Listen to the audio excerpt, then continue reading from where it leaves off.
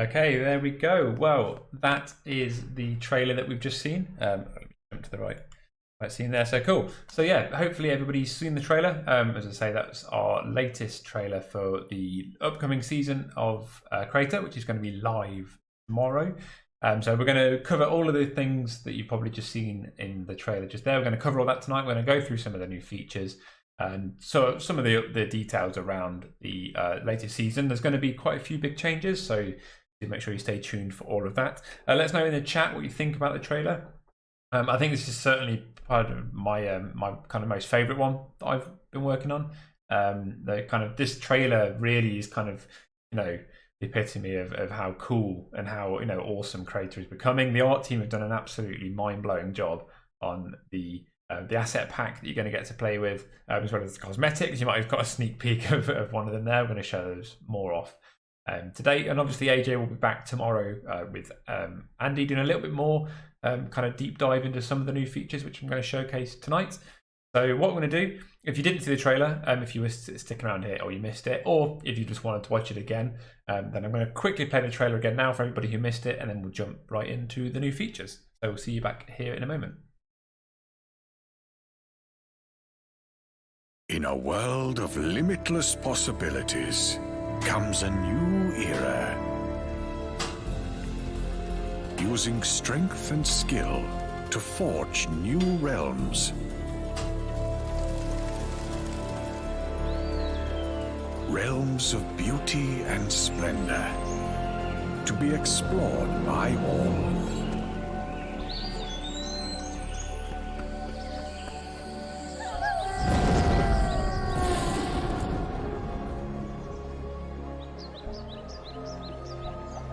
Creating bonds with fellow adventurers and craftspeople. Because in the darkness, not all journeys should be taken alone. And what's better than hanging with your fellow Craytans, eh? Welcome to Strength and Sorcery.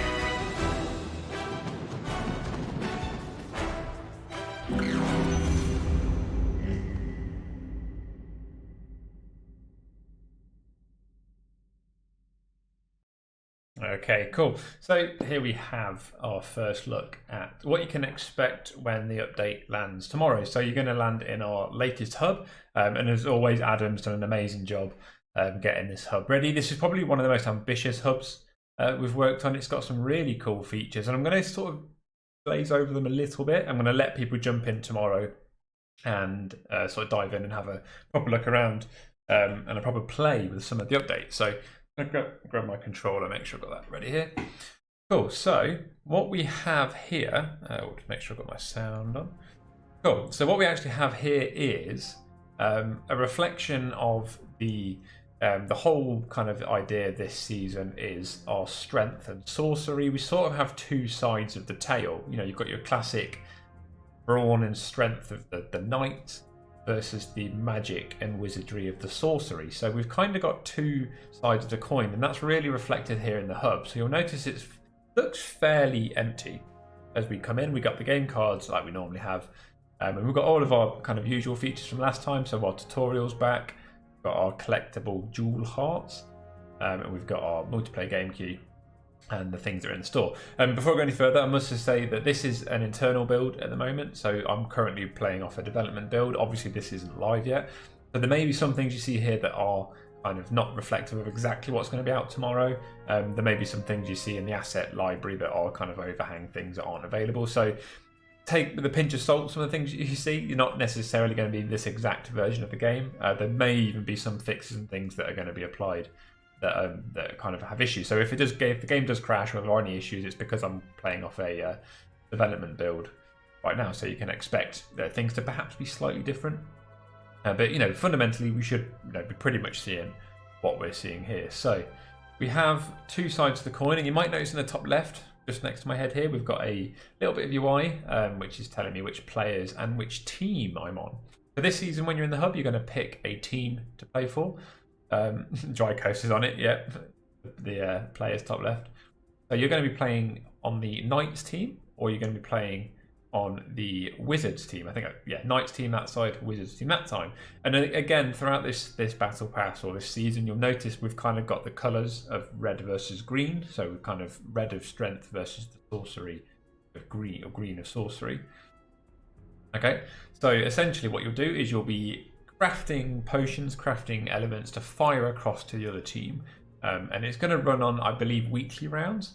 And there's a sort of a persistent system there that's going to kind of make sure that we know which team is doing best. So a bit of a meta game there in the hub, and obviously there'll be timers to it. So we're going to encourage you to come and play in the hub as well as play all the other games available in Crayta. And then you can revisit the hub and check in on what you're doing. So yeah, quite a lot of kind of a new way of envisioning the hub. So rather than it being like a time-based events like we've done in the past, things like Mechanical Revolution events and Neon Coast events, we've actually kind of got this persistent game which is going to exist throughout the time that players are playing in the hub over the season. So it's quite cool. I'd highly recommend players, when you do get the update tomorrow, to dive straight into the hub and really explore around. There's quite some really cool things. I'd say Adam's done a really good job, and Art have done another kind of fantastic job of making these assets and help kind of polish off this level to really kind of sell the two sides of this season. As we go through, do let us know in the chat what you think about what you're seeing. It's really encouraging to see all of the updates. You know, as we update them, you know, people throwing out what they think. It's really encouraging for the team to see it. Also, if you do want to kind of let anyone know, kind of outside of the stream, then make sure you do head over to the Discord. It's discord.gg/Crayta. If you're here for the first time, then welcome. That's a really great place to go and join. As I say, it's discord.gg/Crayta, and let us know over there what you think about the update. Cool, right, so we've got the hub. I think we've kind of covered enough of that. As I say, do make sure you come and spend a little bit of time in the hub tomorrow to sort of play around with that and pick your team. You know, and interesting to see which side of the season is best. Okay, so let's come to the screen. So this is, again, not much changed here. I think Dry Coast has already mentioned as well about how much we love this outfit. This is probably personally my favourite new outfit. It's a really, really cool sort of... This one I think kind of sits between the two. There's certainly like the red strength element to it, but it's kind of got that sorcery magical element to it as well. So yeah, there's a definite kind of in-between ground here, I think, with this character. But yeah, really, really cool outfit. So what I'm going to do, I'm going to just go across to the Battle Pass screen. Okay, so again, things don't look too different here. One of the updates actually, and it's quite a small change from Art, but it's a really, really nice way to sell some of the outfits. So you'll see if we go across here, that the first thing you'll actually unlock is this wolf outfit. And we actually now pose the outfits in the Battle Pass, which is a really nice way to kind of sell the different outfits. So all of the poses that you see here, I believe all of them, are actually poses that are available through the photo mode, through the camera. So, you know, we've kind of got the outfits and the poses that sort of complement each other, and we're showing those off here in the Battle Pass screen. Now, another thing with the Battle Pass that's new this season is actually that the Battle Pass is going to be free for all players. Okay, so there's no more purchasing of the Battle Pass. Everybody's going to get the exact same track of the Battle Pass, so there's no more free versus paid content. Everything that's in the Battle Pass is available to everybody. Now, one side of this is that it's a slightly smaller Battle Pass. We figured what we're going to try and do is condense the season a little bit into slightly smaller rail, but make it available to everybody. So actually everybody gets a chance to get more things. Okay, so there's only 50 levels of Battle Pass this season, but as we say, that is available for everybody. So you don't need to buy into the Battle Pass this time. You can, you know, straight away, once the update's out tomorrow, everybody will be eligible to start leveling up on the Battle Pass. Okay, so we'll just have a little flick through here. We'll show off a few little things here. So we've got, obviously, leaning into the magical side, we've got some cool new player cards. Again, the animators do a fantastic job with a lot of our animations here. So we've got a really fun little dance here. We've been using this all sorts, trying to get it in the trailer as much as we could. As always, we've got more music. So our drones have their sort of drone music, more player cards, really, really cool ones. Little sneak peek of one of the new drones and a new drone trail here, and then this is the drone that you'll be getting at level 6, level 7, which is a really fun one. It's a really kind of subtle one. It's one that you watch, it does all its kind of usual animalistic little sort of animations and things. So yeah, lots of new things to be going through here, and as always, more poses. We've got the My Pretty, which is quite a creepy one, but it's pretty cool.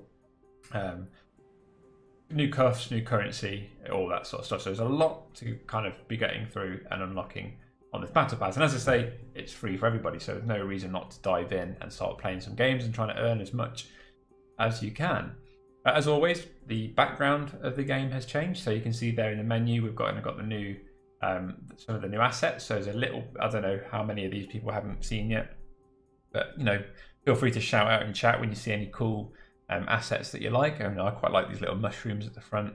We've got the windmill sails at the back to make the kind of those cool windmills, obviously with the kind of voxel building. The witch's hut. Lucy's put together this really cool example of the little witch's hut with the kind of cobbled door frame and the sort of really wonky twisted wood and the potions, and we've got a few little jars and things and a staff on the side there. So yeah, really, really cool stuff coming with this latest season. Cool. So that's all the stuff that we normally know about.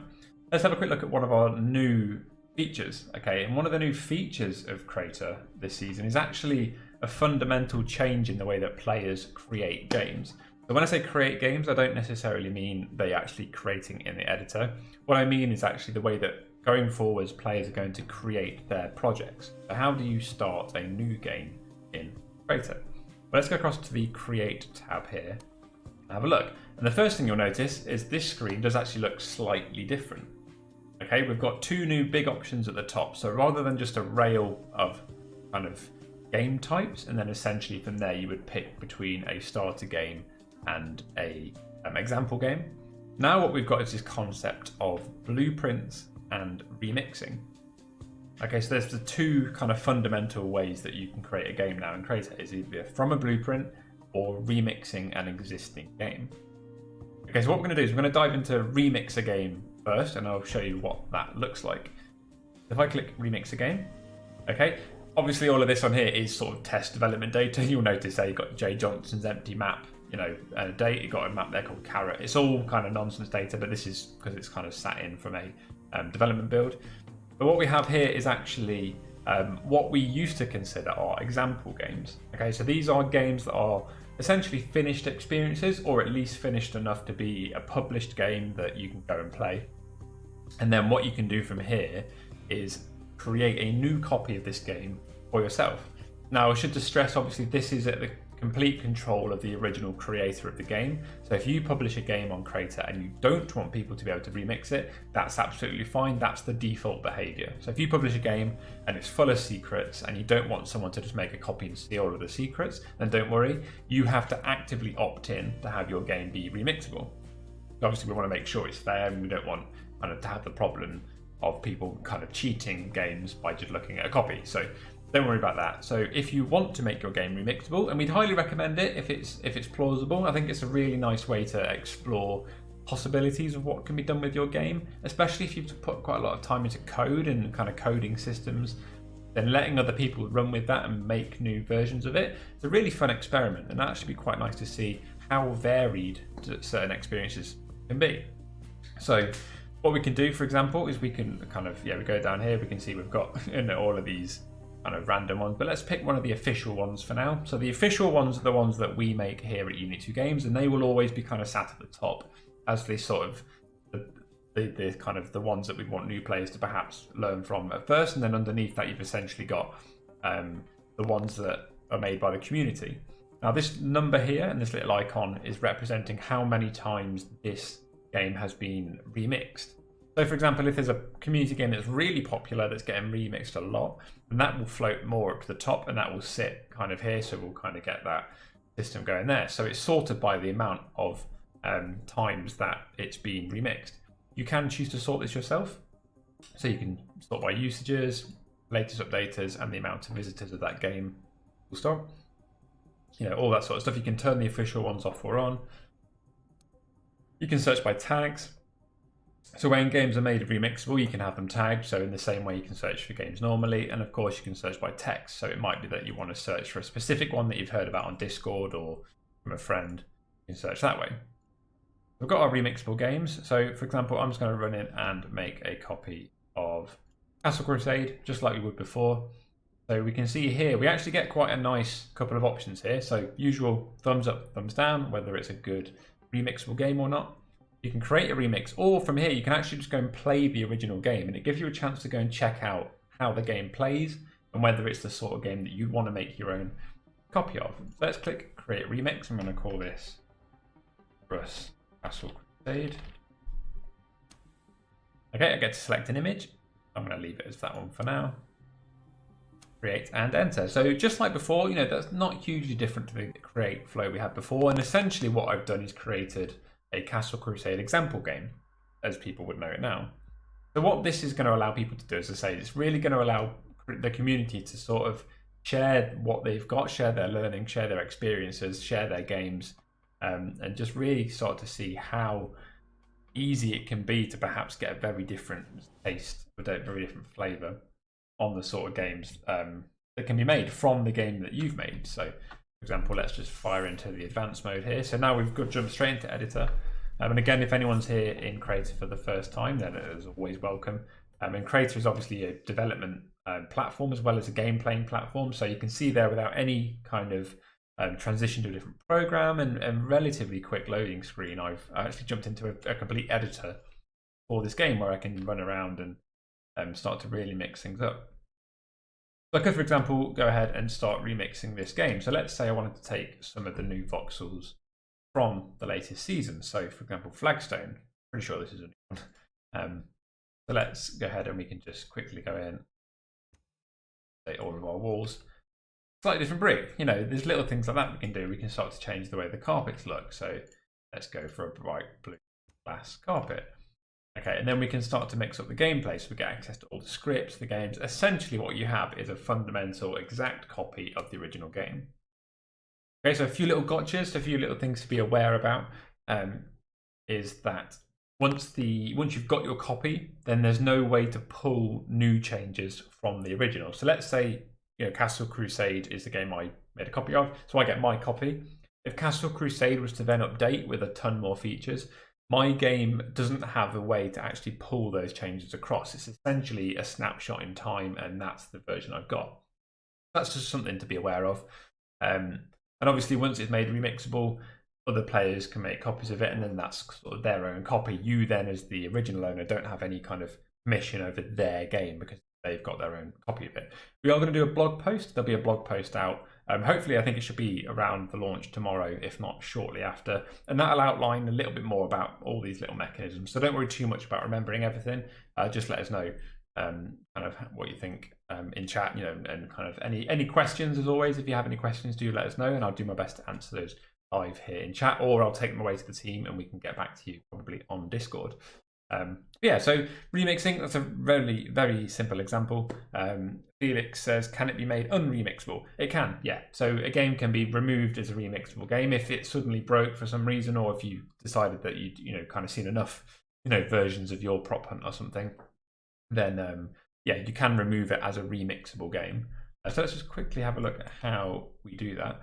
So I believe the way it works, Strength and Sorcery, Forest and Town, just a little sneak peek of a showcase that you're going to perhaps have a chance to run around.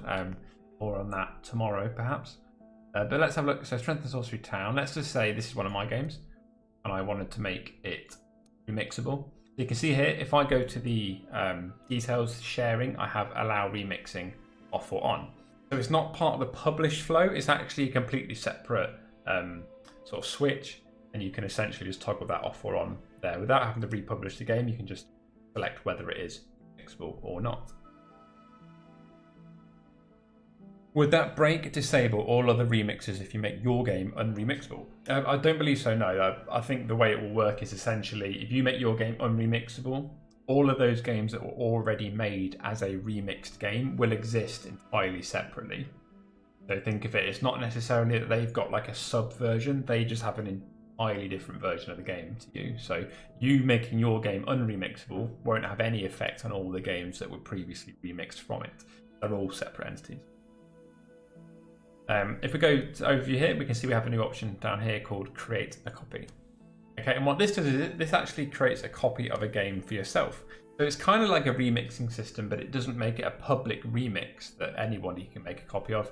Instead, what it does is it gives you a kind of your own personal copy to start using, perhaps as a kind of forked idea. Perhaps you're halfway through a game development idea and you think, actually, I could either go one direction or two. At that point, if you kind of throw in a copy, you've got kind of a forked copy there for you to do whatever you like with. So perhaps you have halfway through a game development, make a copy of a game, make that copy remixable for people to run with, and then you run off with your own version from there. So there's a couple of different things you can do there, but being able to make your own copy is quite a nice way of you having a bit more control about your own kind of personal library and how you want to version your own things. If you're about to throw in some really experimental ideas, perhaps it's quite a nice way of snapshotting your game without having to rely on a rollback system. You can perhaps have a snapshot that you can then experiment with while you've got another version that you kind of keep safe. The only thing to bear in mind there is there'll be no way of merging those back together. So once you create a copy again, you've sort of created two completely separate games essentially that won't work back together.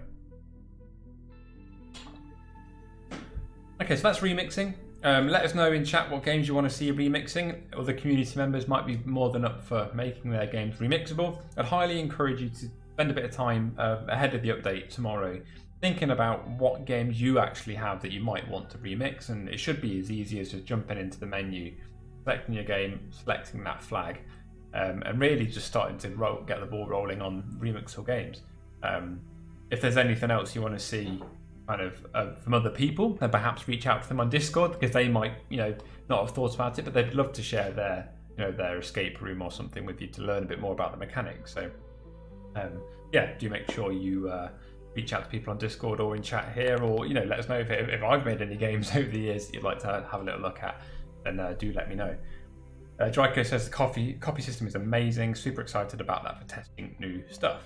Yes, that's it's quite cool. It's a really subtle thing, but I think in combination with some of the other stuff that's going on, it's a really cool way of actually getting some sort of like separation on experimental ideas. It's quite cool. Are there any more features? Well, there's a few more features, but first let's cover the next thing, which was the blueprints. Okay, so blueprints are here. The reason we've kind of weighted this, you can see obviously one button is much bigger than the other, is we actually expect people to go from a blueprint first. You kind of learn more on your blueprints, then your remixing is kind of more for people who are comfortable with Crayta. So that's the reason we've kind of got this 2/3 to a third split on the button. We're sort of expecting people to lean more into the blueprint side of things. Slaying, I might have missed, does the blueprints area now include additional new starter templates? Well, that's exactly what it does. So let's go in here. So as you can see, you kind of the similar flow as what we had before. So before, what we had was the remixing games is the example games. Essentially, a blueprint is now what we're sort of calling our starter games. So before, the starter games were sort of bare bones, empty maps that contain just enough logic to run with the game type that it portrays. So for example, the starter time trial was 3 checkpoints on a very basic course, as you can see, but it was enough to give you the game logic to build a time trial through, and then you could go from there and build out your game. For example, again, Tycoon gave you all the logic around the Tycoon. What we've got here is the same idea. So actually people in the community, so players of Crayta, creators in Crayta, can go ahead and start making their own starter games now. And just like before, again, all of these are sort of like nonsense test ones. But these are all things that essentially the community, or in this case the devs, have made. And it works in the same way, so you can kind of click create a new one. So let's say I want to create a new Winter Wonderland blueprint. Okay, I can kind of create a new game from this. I can report it if it's not great, if it's just full of something outrageous. But yeah, essentially what these are a really good way for people to create experiences for people to go and run with. So rather than it being a published game that someone can go ahead and make a copy of. So let's say, for example, I have Canyon Miners. I could make Canyon Miners remixable, and that's a full game experience for people to play with. We need to think of blueprints more as a good starting point for people. So a good example is recently we've had Echo Rock release the Stand Your Ground game, which was the free-for-all King of the Hill sort of package example. So that Stand Your Ground game would have been the remixable game, whereas what Echo Rock could run with now essentially is a blueprintable game, which is just a bare bones package installed in a map, which gives you the zone, which gives you a few weapons, and sort of has that King of the Hill logic in a bare bones empty map. That would now be a blueprint. Okay, so what we're hoping this is going to do is really fuel the community with a whole load of new game types. Okay, it's been a little bit static, it's been a little bit slow. I think we've introduced a couple over the time we've been out. I think Tycoon is one of the new ones, for example. But what we're really hoping this is going to do is kind of provide, we're sort of passing the baton to the community, and we're saying, okay, well, you're all capable now. You know, we've had an amazing collection of games come out recently, and a lot of people really starting to stray into the area of wanting to set up new game types. So we've provided the mechanism. So now what you can do is publish a game as a blueprint. Now, once a game is published as a blueprint, what that actually means is it's not a playable game. So that's one thing to really make sure we understand when we're talking about blueprint and remixable games. If I create a game and I publish it as a blueprint, that will not appear in the play page. It won't appear as a game that can be played. It will be fundamentally just a blueprint for people to make a copy from. Okay, so if you've built a game and you want that thing to be also played, then you'd be looking at remix, whereas your blueprint is essentially, this is never intended to be played, this thing. I just want this to be something that people can copy and learn from and build a game from themselves. Okay, so there's sort of similar concepts, but there is a fundamental difference between the two. Now, do let us know in chat if you want any more explanation around that. It's quite a tricky to get your head around at first, perhaps, but ultimately what we're doing here is providing the community with the means to really fuel the future of experiences in Crayta, which I think is a really cool thing. Actually, I'm really excited to see the sorts of things that players can be sort of playing in weeks to come, given the new backbone for how we're going to start and create projects in Crayta. Draco says, how are these sorted by default? So the default sorting will be official at the top all the time. So our official ones will always sit at the top, and then underneath that will be sorted by the most times it's been blueprinted from, or in the other equation it will be the one that's been remixed the most. Okay, and that's just the default sorting. As I say, there is a sort option up here. So you can see here the usages is the default sorting order. You can turn official off if you just wanted to look at community, and you can change the way it's done. So you can have a look at the most update, or the most recently updated, or the most updated, or however it works, and most visited. Also tags and also text searching. So all the different kind of searching options you'd expect are there to help you kind of find new ones. If you do have blueprints and you want to shout them out, then Discord would be a great place. We'll perhaps have a look at setting up some new channels or some new forum places or something to kind of start to, kind of catalog a little bit better what blueprints are available. So again, I'd highly recommend having a little think about any game type that you think you could make. And instead of trying to make, just fundamentally a package for it, you could go ahead and just dive in and make it into a blueprint. You don't have to worry too much about packaging it all up. It could just exist as a blueprint for players to take and run with. So yeah, let us know what you think about that in chat. I saw a few comments come past about people thinking that this is going to be really good, so I'm really glad to hear that. Obviously, we'll pass across any comments to the team. This is something we've been wanting to do for a while, and we've had a few people in the UI UX team really kind of hammer it home this update to make sure we got this in. And it's really cool. As always with any feature in Crayta, it is sort of, this is the first pass. There's a lot of technical not problems, but a lot of technical issues to overcome on a UGC platform. It's never quite as straightforward as it might seem. So do expect to have a this to be like an iterative process over the next few over the next few weeks, over the next few updates. Perhaps we'll see slight tweaks here and there to the ordering or the way it's portrayed. So always ready to hear people's feedback, and do let us know what you think about the update, just so we can really start to hone this in and make it as good as it can be. Incoming new blueprints rail soon to the Dry Coast. On that, I will just say there is a new rail on the create page if you scroll down here, so you can see my blueprints. Okay, so your blueprints will exist as their own rail on your create page, so you can kind of keep those separate from your games, because as I say, fundamentally the blueprints aren't games, they are kind of starting points. Okay, so with that, let's have a quick look at this blueprint. So this is a little blueprint I made earlier, which is actually quite a nice way to show off some of the new API features. So this won't be a live blueprint.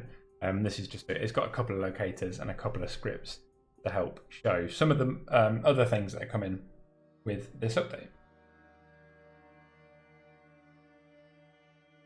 Very excited about this unexpected update. Thank you guys. You're more than welcome. It's really exciting to see kind of what people are going to start doing with all this stuff, as we say. Okay, cool. So we have a couple of new API updates. There's some pretty exciting things, actually. Things that I've only really discovered actually were going to be in the update in the last few days. So I've not had a huge amount of time to play with it. DJ says there's a space missing in my blueprints. Yeah, I think I just noticed that as well. I've got a feeling that will be fixed, but yeah, I'll make sure to pass that on to the team. Okay, so a couple of API updates. One of them, the first one I'm going to show is actually a really cool way to help people engage with the Battle Pass.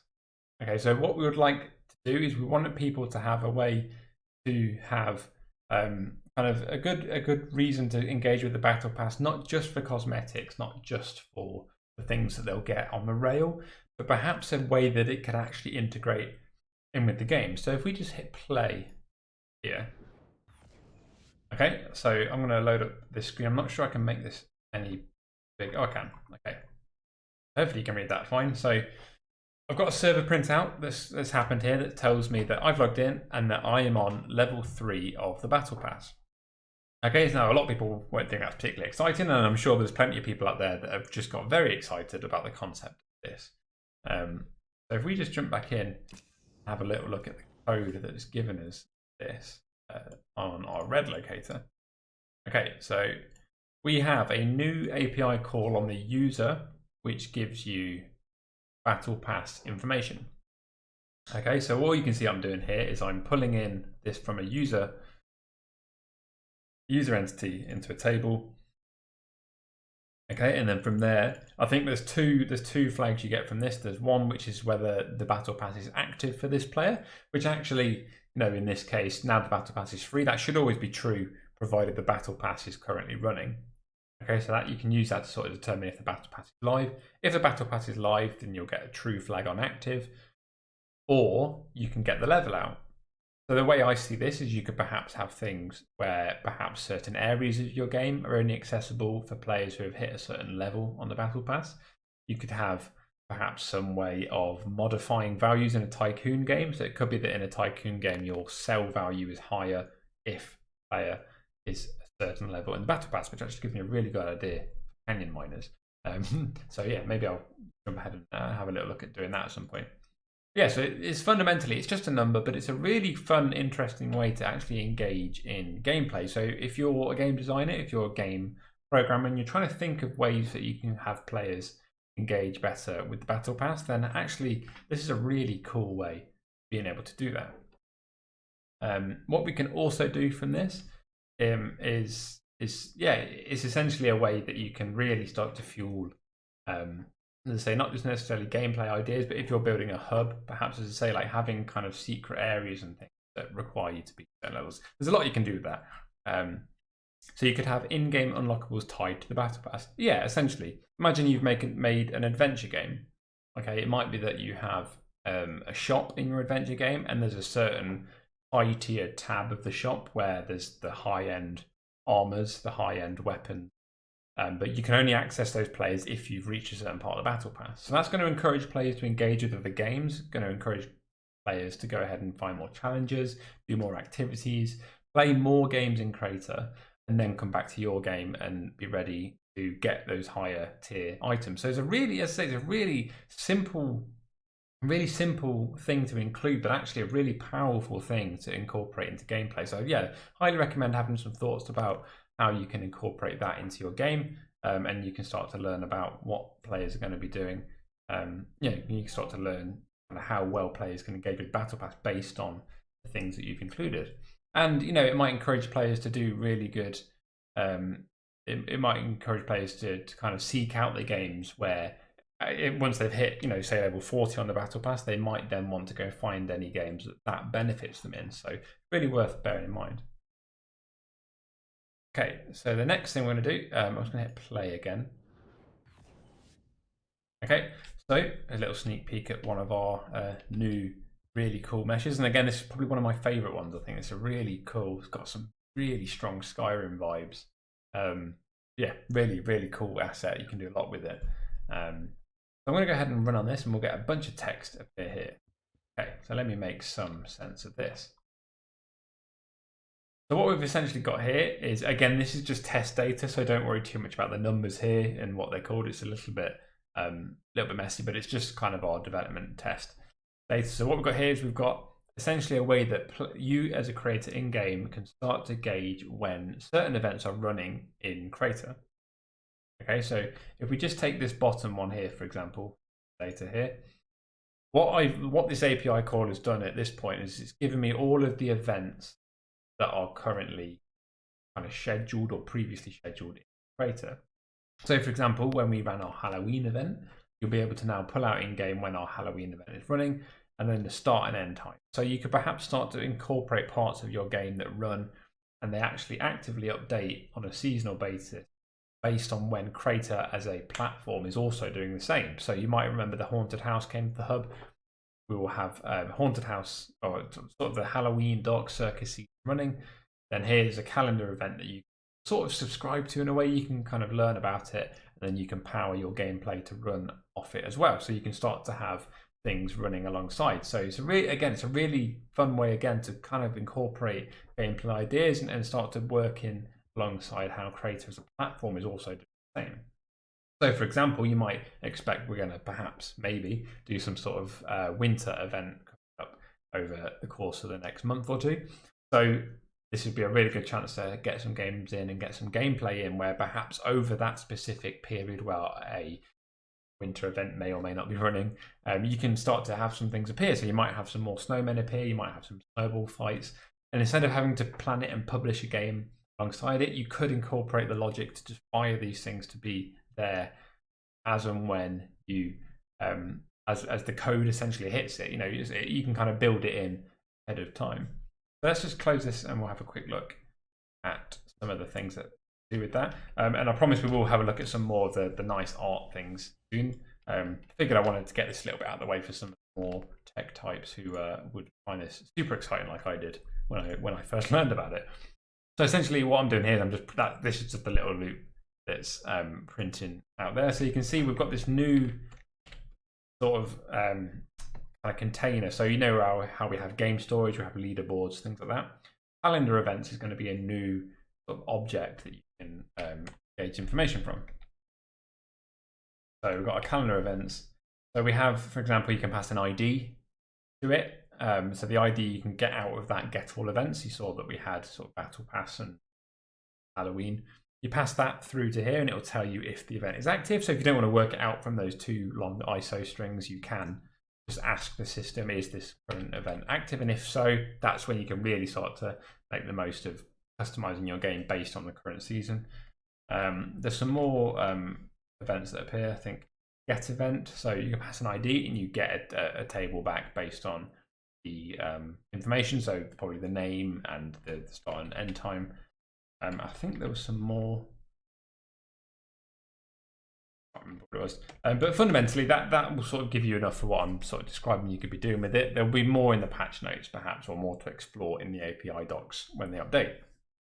So again, yeah, hopefully that again is kind of really fueling people with what they could be doing. So there's two really big fundamental things there to consider: is how players can engage with the battle pass to unlock and perhaps benefit in your specific game. So whether that's through power boosts, unlockable store item, access to certain areas, but also actually a seasonal update to your game, which is pre-programmed in. It doesn't require you to do any sort of updating and publishing at the right time. You can kind of, as the events go live, you can live and you can get those events updated. So yeah, really, really cool things to really start to make the games feel more interesting, more exciting, and yeah, a lot of fun stuff that you can do there.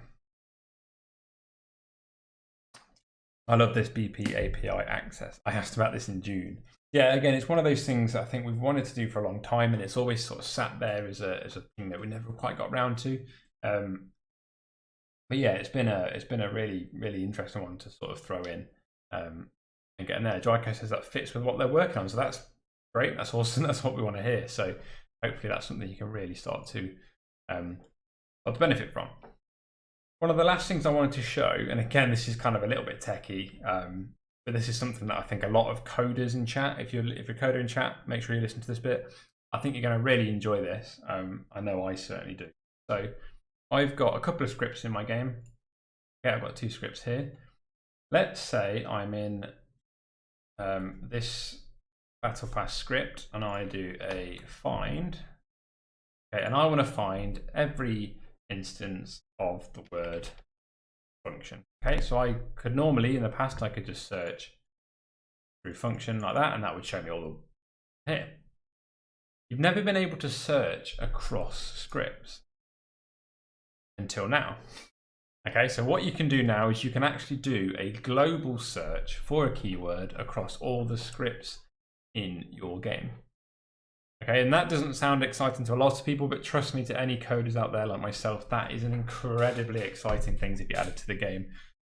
It's a really useful thing. If you're looking for a specific piece of code, you're looking for every instance, the time you've written a specific variable, anytime you're looking for something, you can now search across all of your scripts, and you get a little bit of control here, matching the case, the whole word, look in the currently open files, the current file everywhere. We essentially have this new search tab as part of this sort of collection of tools down here. Okay. Now what this also means is this is just the beginning of a global search, and we haven't got much more to show here, but I promise you there's a lot of really cool things coming with this global search. To be able to access searching across your game much faster, much easier, and in a much nicer way. Here I'm seeing the emojis finally appear in chat. I guess be catching up. So yeah, let us know in chat if you're a coder and that excites you. Let's get the kind of the coding emojis going. But yeah, it's a really cool, such a really simple thing that has been missing from Crayta for a long time. But now it's here. Honestly, it's amazing. It's a really quick, easy way to get around certain problems of trying to find something in your game. No more opening everything and searching through. So yeah, really cool. And as I say, that's just the ground floor essentially for what we're going to hopefully be doing with the search function. There's some really cool stuff planned where you can search a lot more in a much better way. So yeah, really cool. Right, let's get to the fun stuff for everybody else, because I know that's not exactly the most exciting thing for everybody else to learn about. So how can I do this? Perhaps what I could do is I could go back and create a new game, and let's create a new adventure game. Feels like an adventure game is going to be a pretty popular blueprint now, given that we've got the new system, the new season. And I'm going to get in there with the first game called Strength and Sorcery. We've got another image to show. Yeah, okay, so here's a couple of the new images you get to pick from. You get the witch's house or the big windmill. Let's go for this one. I really love this.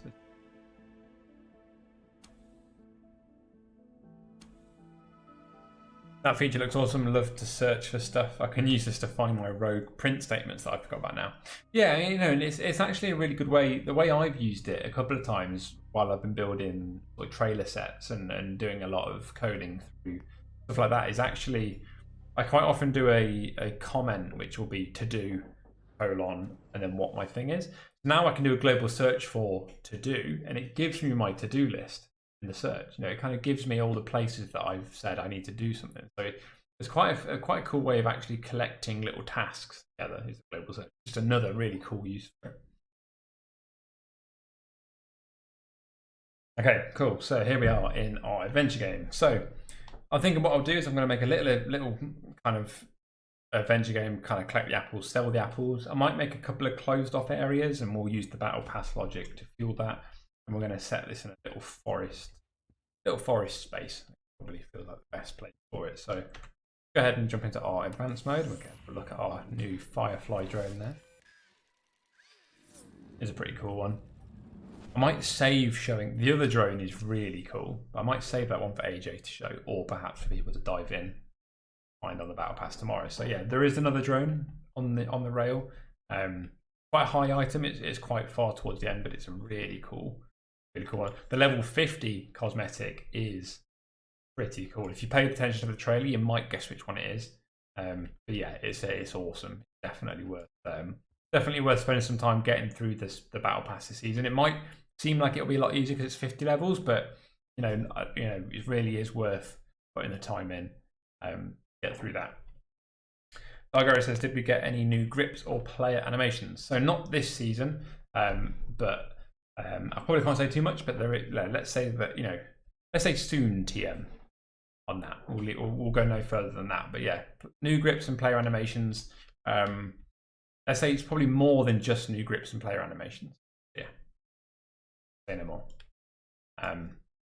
Cool. Okay, right. Let's have a look at some of the new voxels we've got. So you guys have done an amazing job actually over the last week or two, picking apart everything we do. We took it back to the team. I don't know who it was who annotated the key art, and you kind of picked out everything on the key art. You found the pineapple. You did everything. And everyone was really impressed. They thought it was really cool. So yeah, you've done an amazing job, and it's really encouraging to see how much you pick it apart. So yeah, it's quite cool to see what's going on. And a lot of what I'm going to show here, you've probably worked out from various screenshots and things. But let's have a look here. So we have a swamp. Oh, swamp acts like water. Today I learned. I just dropped through the world. But this is new, like, kind of goopy swamp effect with, yeah, like you can see it sort of flowing around. Definitely make that somewhere. Get that on the hotbar. We've got this is a new few forest floors, which are pretty cool. Oh yes, a new magical lava, which doesn't act like water, but it does look awesome. You might have noticed it makes a quite a cool effect. In the trailer, there was kind of like a plane of this with rocks broken out on top of it, so it looks like the depths of a mystical cave. So yeah, some really cool things you can do. Finally, make a Shrek game. If that's what you've been waiting for to make a Shrek game, then there you go. That's all you need now is the swamp voxel. Let's undo that. So we have a forest floor. So forest floor comes with 6 different voxel types. Okay, so you can kind of really create some sweeping forest floor type thing. So we have our forest shrub. I think that might have been this is a new one. Rid off there. Okay, so this is quite a cool one. It's like kind of your open space. I can imagine this being sort of based mainly around like kind of common areas. I've got there. We have, what's this one? Glowing mushrooms. I'm just going to paint some of this around actually. Have a little look.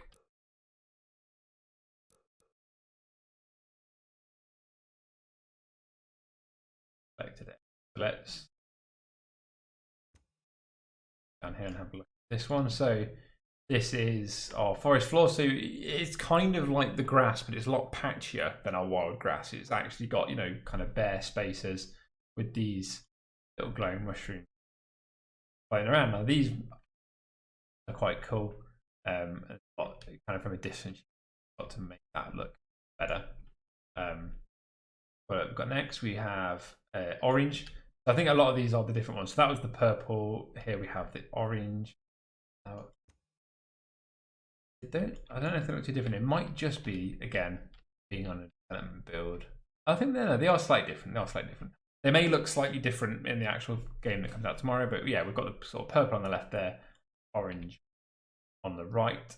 We have just normal mushrooms, probably more like a browny colour. Have a lush forest floor. Now this one's really nice. Throw a load of this here. So this one is, again, it's like the patchy grass, but you've actually got this nice sort of meadowy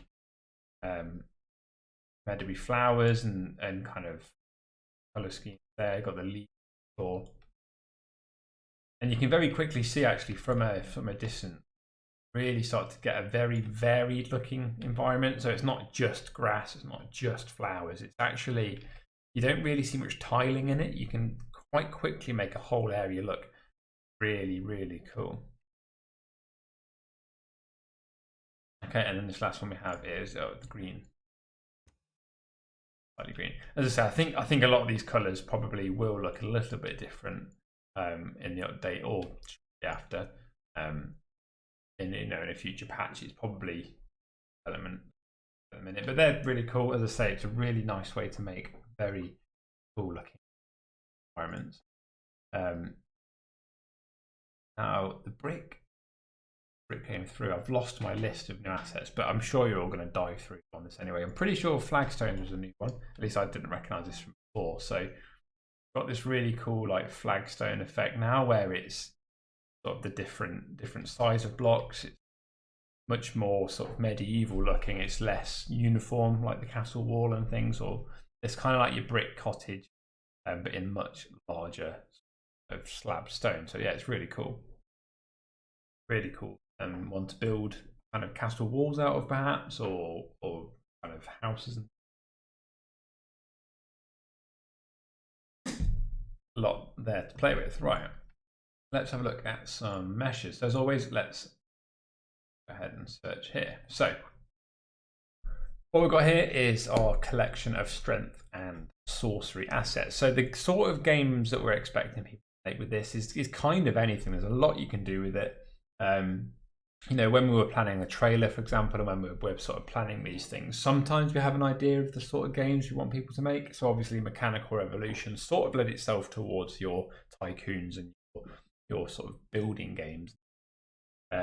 This one really, as where you might think adventure straight away, there's quite a lot you can do with this in terms of the sort of assets and things that you can play with. So we'll just start throwing some down. We'll have a little play. That we've got. So we've already looked at this magical altar. Someone mentioned, could you pull it apart? Unfortunately, you can't. It is just a whole block, but it is a really cool. And I'm not sure, does it come with? Yeah, so it actually glows. It's got that sort of ambient neon glow. So at night, there we go. There we're starting to see the glow. Oh, it was too bright for the mushroom. Right, that looks much better, doesn't it? So the glowing actually comes out at night. Well, I'm glad I showed that off properly before hot teams. So let's just do that again quickly. Let's get our... Yeah, there we go. There we go. There's our colour difference. So in the day, they look like mushrooms. At night, you get a very different sort of ambient look on the floor, which is actually really cool. You know, you can imagine you've got your day-night cycle. During the day, it looks like a relatively forest, and then at night it really comes alive with the colours, all the different mushrooms and the things on the forest floor.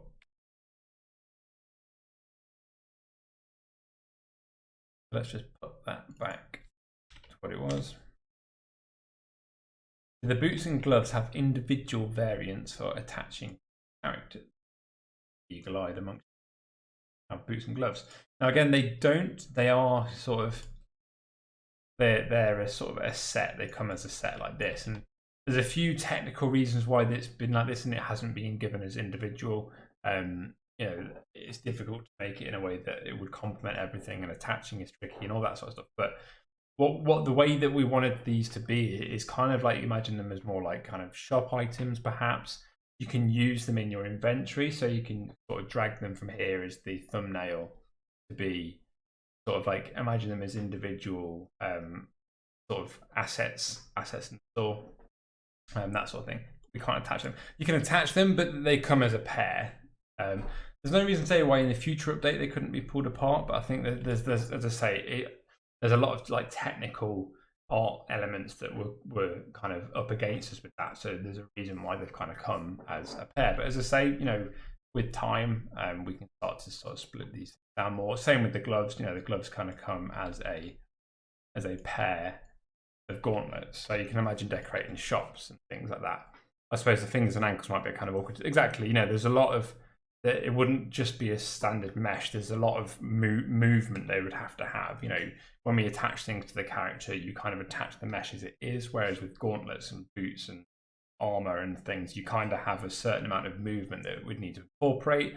And then we have different body sizes, we have different, you know, kind of heights of characters, widths of characters. So it's not quite as simple as just here's a one glove fits all. They make good icons for a character sheet. Exactly. No, I think that's a really nice way to think of it. Is you can have them in world as a thing that you can represent. You know, boots. You know, boots. We know we deliberately went through and made them through varying quality. So, for example, your boots, you got leather, you've got silver, gold, and black metal. So you can kind of represent those as 4 different qualities, where leather might be the lesser quality, all the way up to sort of your black metal or gold, which is your high quality. So you can use them in that way, and then also you can use them in your UI. You can use the icons in your UI to sort of portray what the character has equipped. So you might actually see it on the character, but I think, you know, you can still do quite a lot of cool stuff with it. We've got some fun kind of berries and things. So some smaller berries, some much larger berries, so some jumbo ones. You can do some fun stuff with that. What else do we have here? Some nice wooden things, so for decorating a tavern. So you might notice at the end of the trailer we had the whole tavern space, which is a really cool space made by TAC, our outsource manager. So we have some really nice sort of wooden beams with quite a lot of detailing, and again they could be done with a voxel, obviously, but sometimes it is nice to get just a mesh that will kind of complement some of the voxels we have. Got that there. We have our magical door. Okay, so we saw this a few times, and this works just like a normal door in Crayta, so it's got all the animation you expect to open and close, and it's got a really nice way. We're having the stones built into it, means you can incorporate it with voxels really nicely again. To a point where, you know, the voxels sort of disappear, and it makes it look like a completely modelled building. Okay, another new door, quite a cool sort of slightly more upper class, perhaps a bit less witch's hut and a bit more, you know, big tavern door. We have a giant beanstalk. You might have noticed this in the key art, but we have a,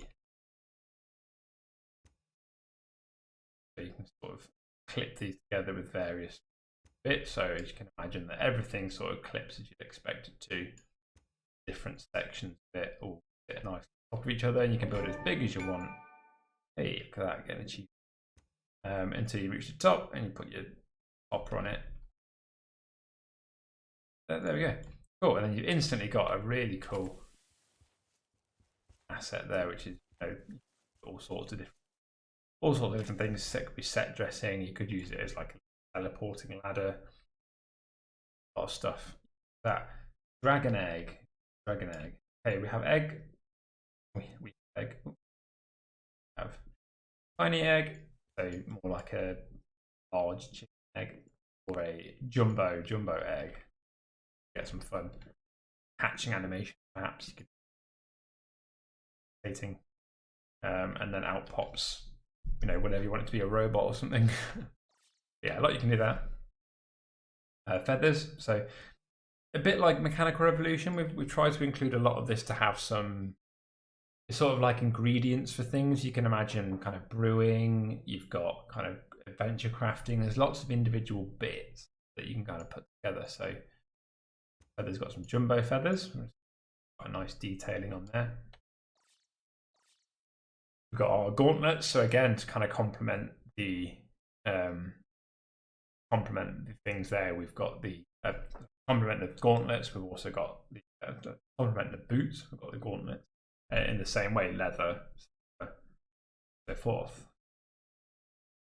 Okay, scrolling down a bit more, we have a bunch more sort of things for like crafting. So some quite nice like a collection of herbs, and again we've got a jumbo version of each of these. So cooking games. You know, this might open up some cooking games. We've got plenty of cooking assets, and we've now got some sort of herbs and things to go with it. Mark says, did you just get XP from building? I don't think I did. I think I got an achievement on Epic. I think it was an Epic level achievement. To be honest, I didn't really pay attention to what happened. I think it was for using a certain amount of assets. Okay, what else do we have? We've got our jars of liquid. Oh, Ivy. No, Ivy's a really cool one. Let's say we want to make our vending machine look a little bit more adventure-y.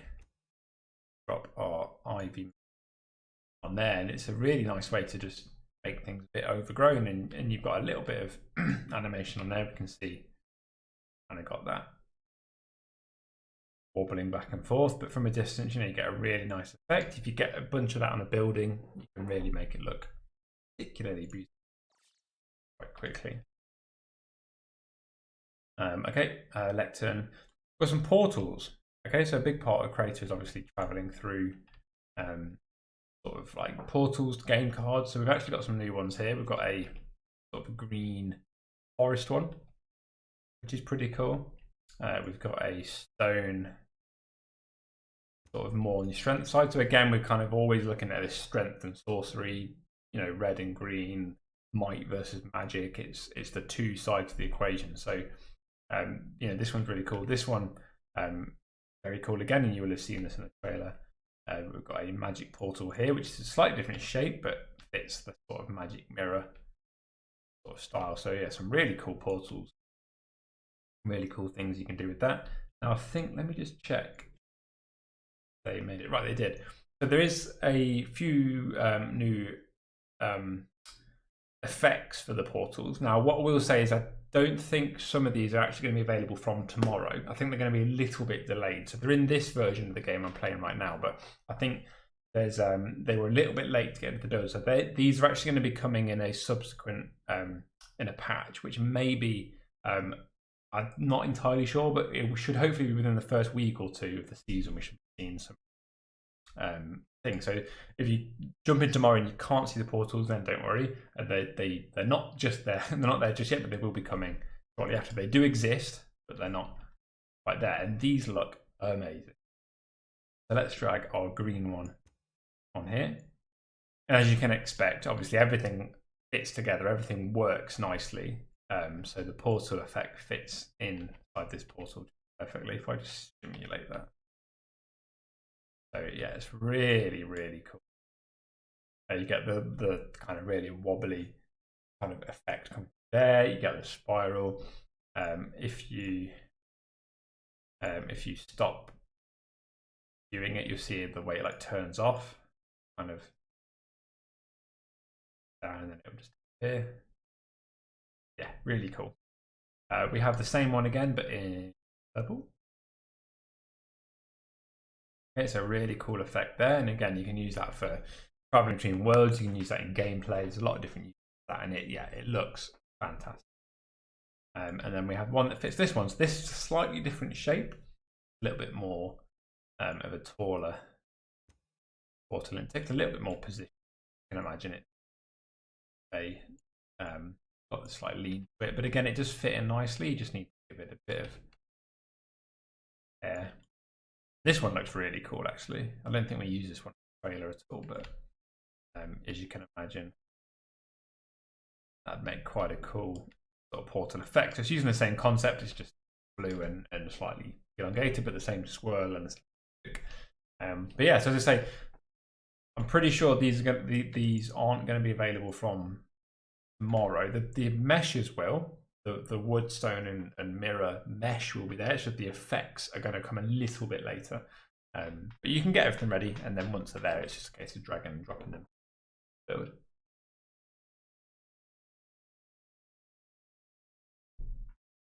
Okay, so we have those cool things. What else do we want to have a look at? On meshes. Okay, so we have more things. Oh, this cool water wheel, nice big water wheel. You might have seen that in the trailer as well. And again, it comes in individual bits, so you can animate just the wheel, and the legs are separate.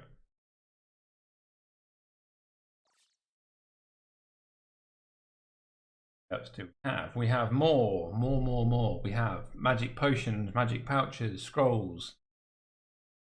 Foldable scroll. I haven't seen this. This is new to me as well. That's awesome. And it's got an animation. Nice. Let's check that out. A quick look.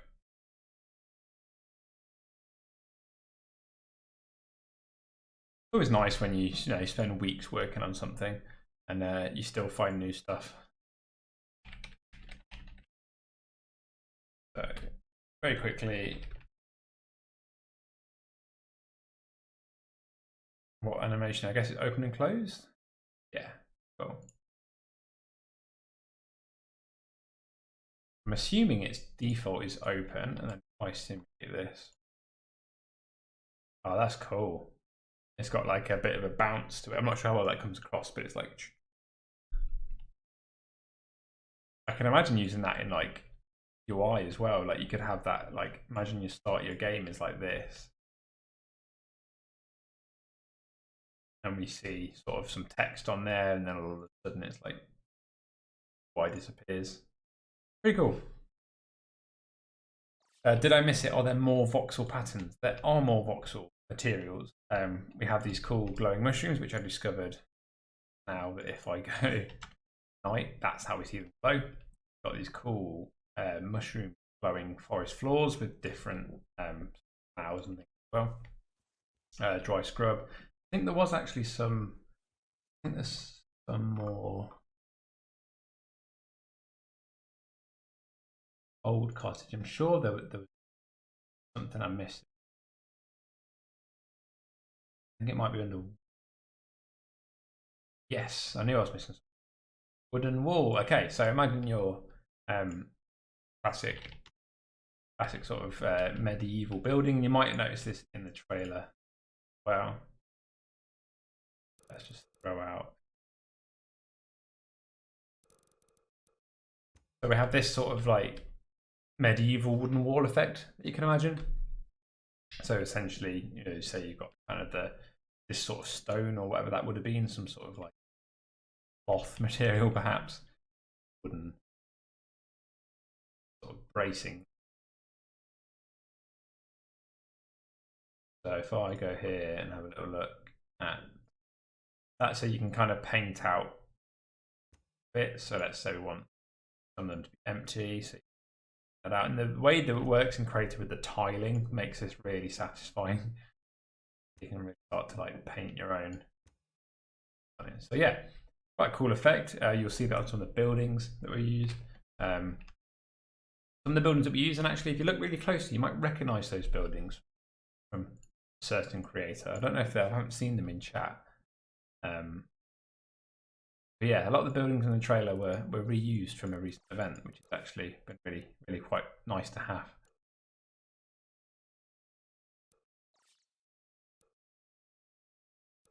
Okay, back to the meshes. We'll get through all these.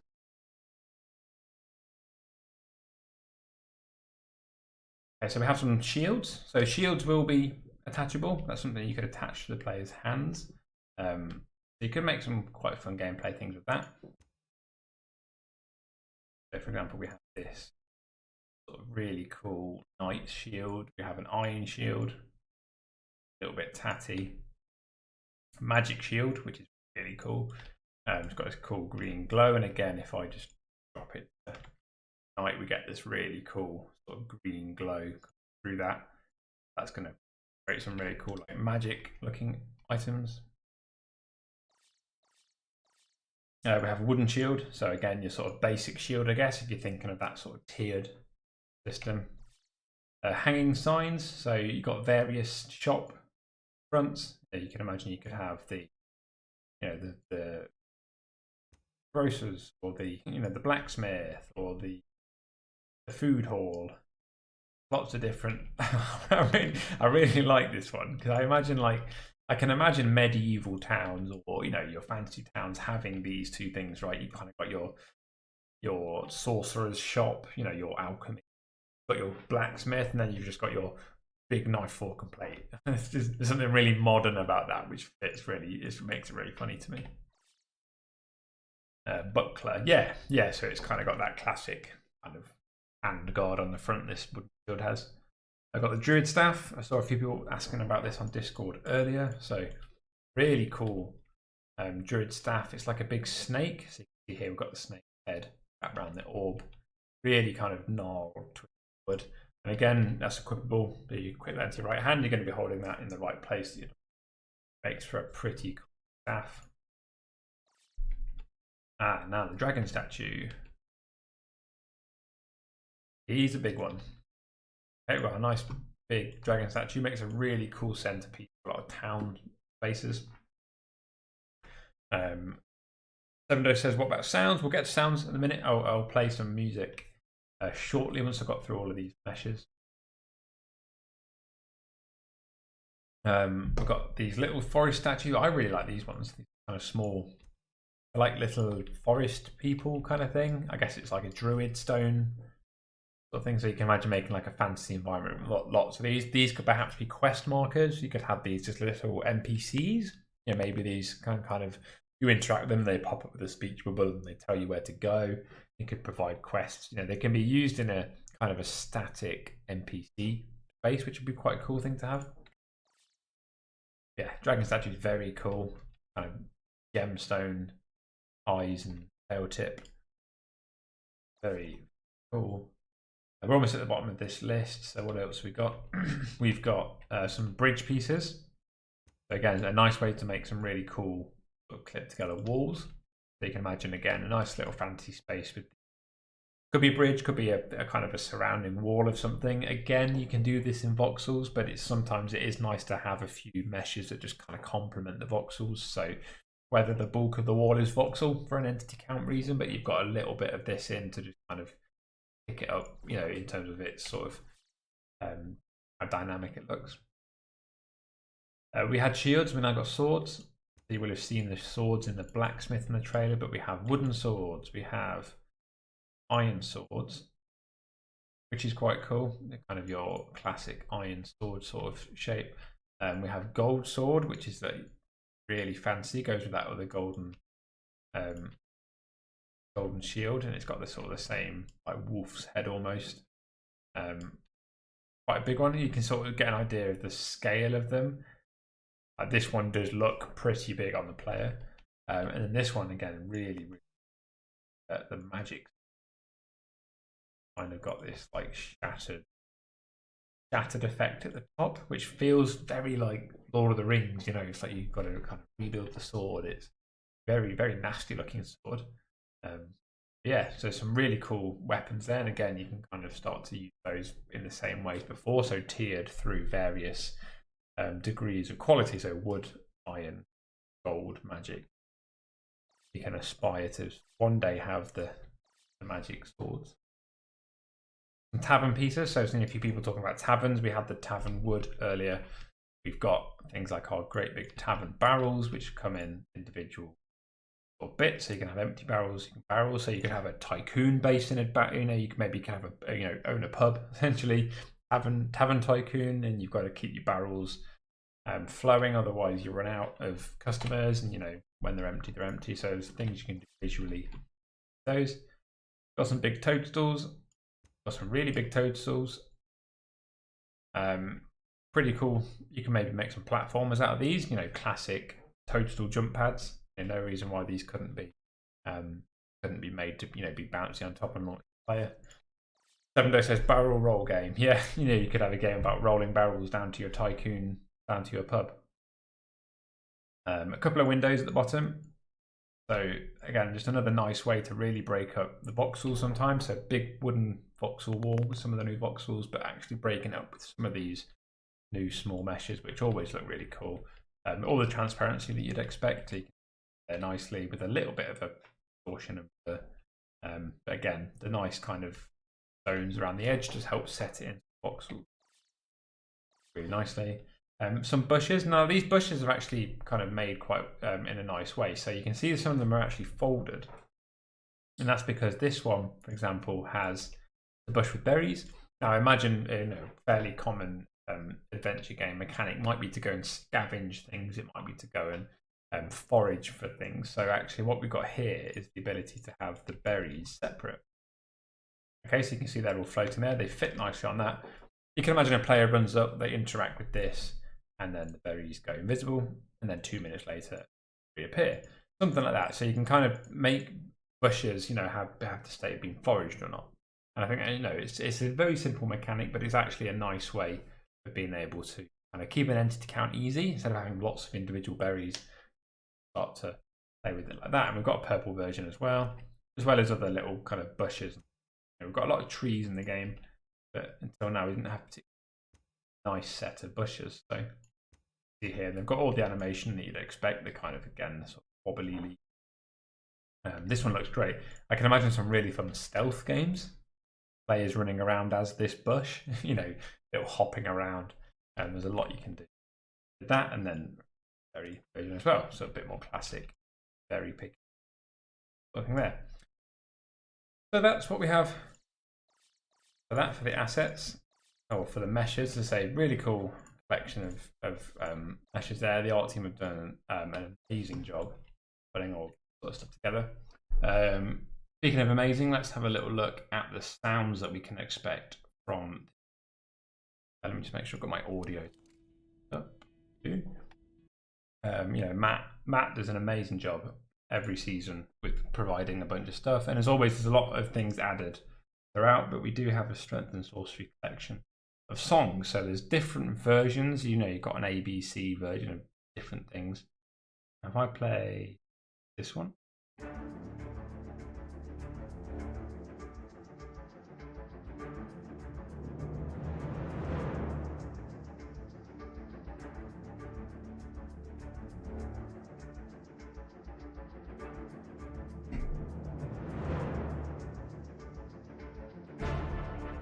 And you can kind of get a feel for that kind of build up of intensity.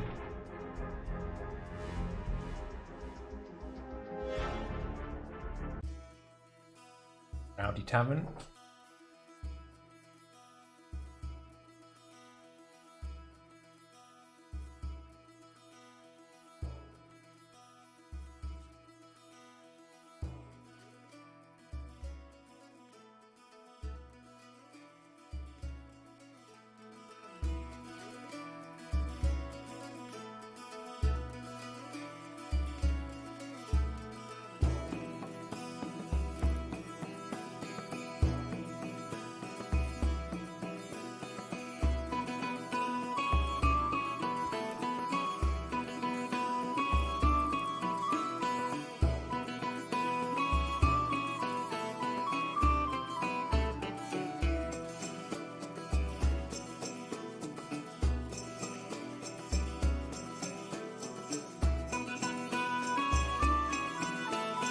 You can definitely get a sense of, like a nice peaceful part of an adventure game at this point.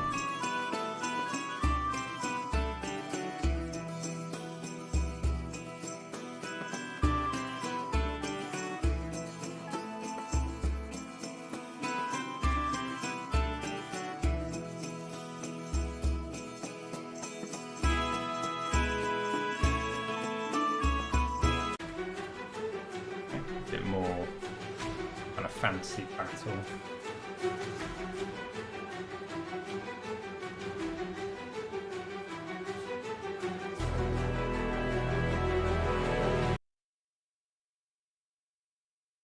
What is that? Let me just grab some trees, and what I'll do is I'll kick that back in, and we'll just keep listening to it more while I do a bit of building.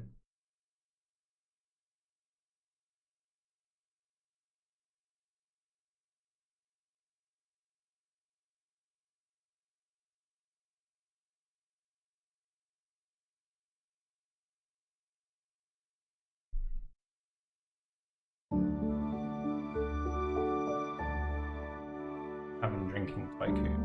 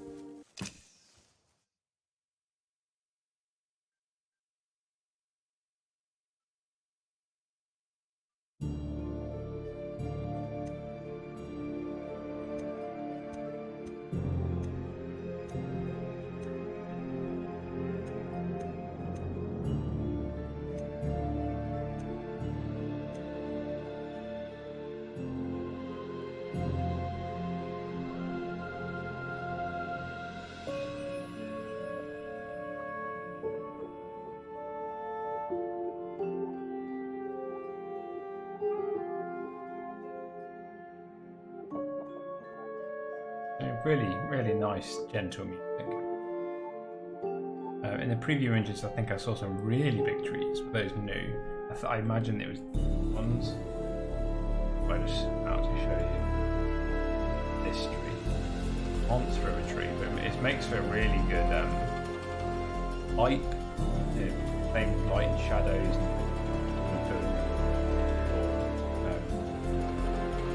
Fantasy. I mean, having that sort of tree sticking out of the tree lines was pretty cool. Over the world settings. Quiet Tavern.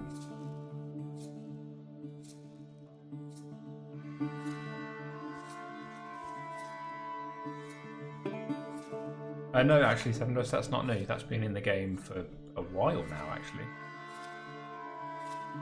Monster of mesh. Probably, maybe the biggest mesh we've got.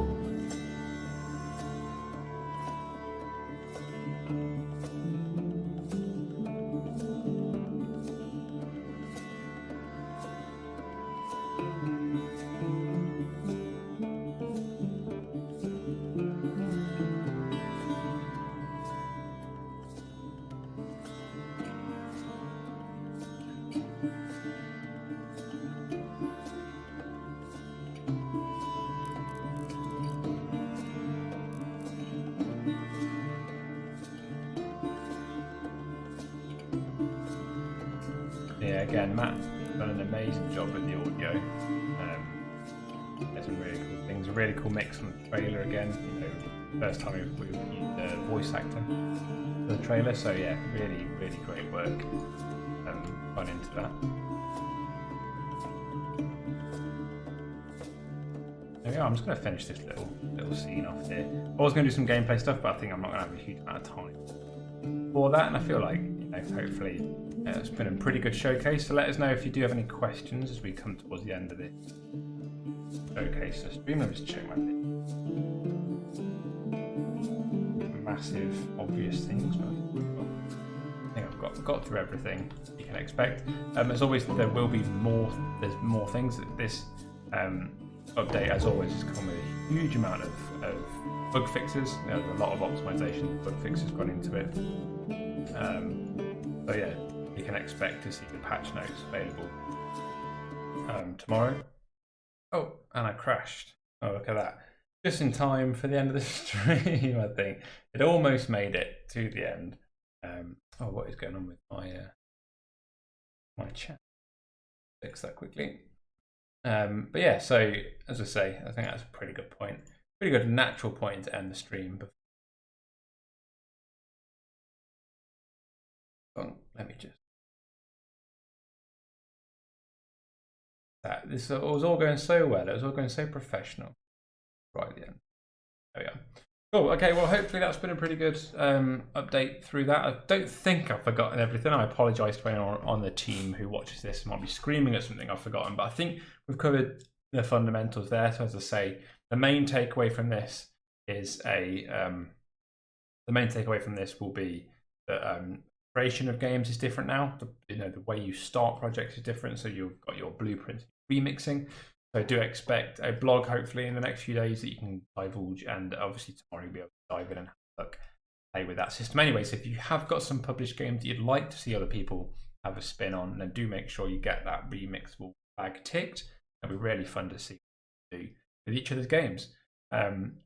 We've also got things like global search, which I know will be really exciting for a lot of coders. We can access battle pass information on the user in the editor. We can access calendar events. We've got all the new assets. We've got the battle pass, which is now free for everybody. So you don't have to worry about buying the battle pass. Everybody can get everything. All 50 levels, so slightly shorter, but everybody can get everything. And I highly recommend spending some time really getting through this battle pass, because the level 50 cosmetic is fantastic. So thank you everybody for joining in. As I say, it's been really good fun. AJ will be back tomorrow. Obviously, once the update is live, AJ will be around with Andy, and what they're going to do is they're going to spend a little bit of time actually remixing a game. They're going to showcase kind of how it works, and Andy's going to actually take us through some of the things to consider when it comes to remixing a game and also making a game remixable. Now, there's a few best practices that you should probably think about in terms of how the world tree lays out, but also the first time you open somebody else's game, what sort of things should you look for?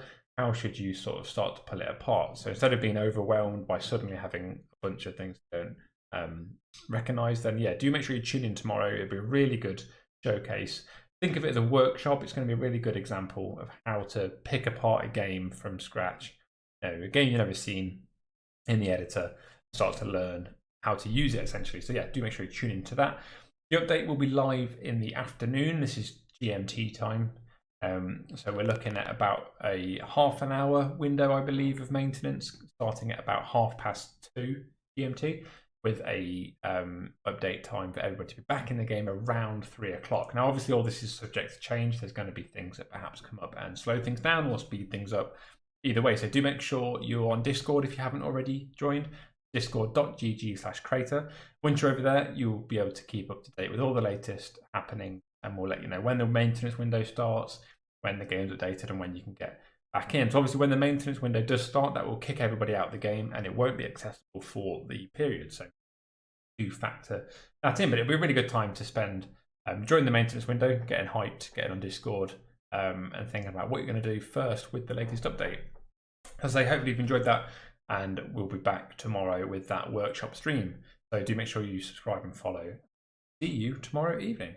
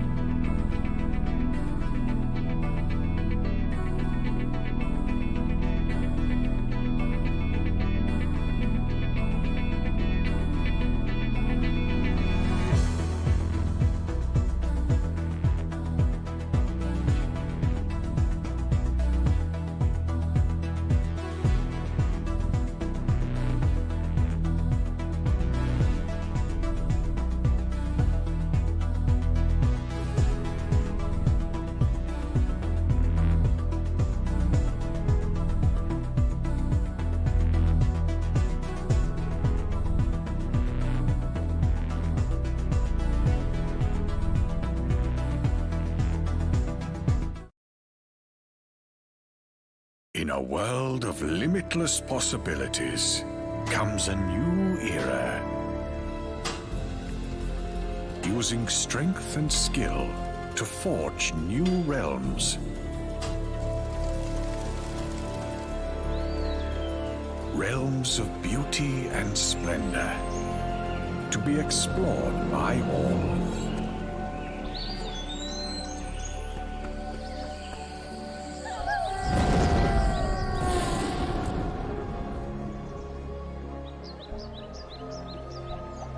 Creating bonds with fellow adventurers and craftspeople.